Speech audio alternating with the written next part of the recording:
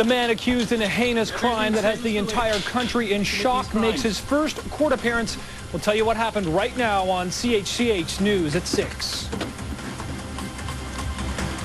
Good evening. Dan is off tonight. I'm Nick Dixon. We begin with the latest on the horrifying murder on a Greyhound bus. We have new details about both the victim and the suspect. An Edmonton man is facing murder charges while the Winnipeg family is grieving the awful killing of their son. Our James McDonald leads off our coverage. Heavily guarded by police, Vince Weiguang Lee makes his first court appearance, facing a charge of second-degree murder. In court, the 40-year-old man from Edmonton said nothing. He wouldn't answer any questions, only nodding slightly when the judge asked if he was exercising his right not to speak. His silence only deepens the mystery surrounding a crime of shocking brutality. I know he was from Edmonton. I don't know why he was on the bus.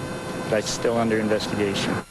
The horror unfolded Wednesday evening on this Greyhound bus traveling near Portage-la Prairie, Manitoba. One passenger began stabbing his seatmate repeatedly, as many as 40 times.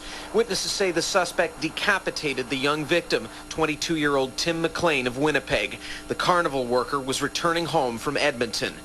Given the random nature of this murder, the Crown wants a psychiatric assessment of the suspect. On the face of the facts, they are so exceptional, so bizarre, so extreme, that you really wonder about the individual's stability.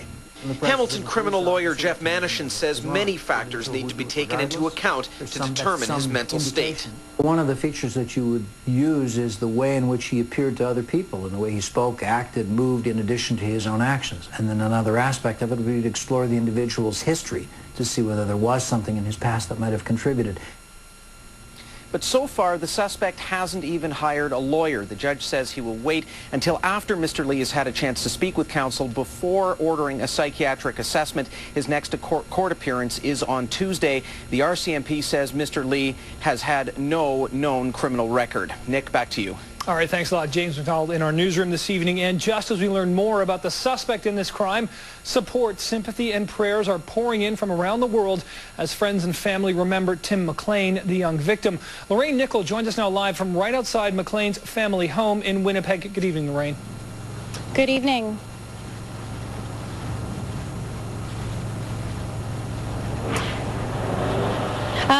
What I can tell you right now from the victim's side of things, we are standing here in Charleswood. This is a suburb of western Winnipeg, and this is where the victim, Tim McLean, lived with his parents. And all day, family and friends have been stopping by, giving their condolences.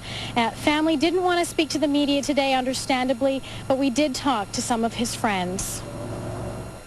Like, he was half the size of me, but his heart was twice the size of me. It left a nation in shock, and now family and friends of 22-year-old Tim McLean are torn apart by the horror of what happened on this Greyhound bus Wednesday night. He said he was coming back into the city, and we had a lot of plans, and we were supposed to come home, and well, now he is, I guess. McLean was on his way home after working at the X in Edmonton. Witnesses say the man sitting beside him suddenly started stabbing McLean with a large knife, then cut off his head. 40-year-old Vince Weiguang Lee of Edmonton has been charged with second-degree murder. He made his first court appearance this morning in a Portage-la Prairie courtroom, hands and feet shackled by chains and surrounded by armed guards. You have anything to say, Mr. Lee? While in court, he sat hunched over, looking down, not saying a word, even when the judge asked him if he had a lawyer. The Crown Attorney says in his 18-year career, he's never heard of a more disturbing case. Never. Not the horrific details of what we've all been hearing, no. While Lee sits behind bars in Manitoba, the shock of what happened still hasn't sunk in. Here in Winnipeg, family and friends arrive at Tim's parents' home, while condolences from people from around the world are left on this Facebook memorial page. I woke up this morning and I still thought, well, I'll go call Tim today because he's in. I don't believe it. I still don't.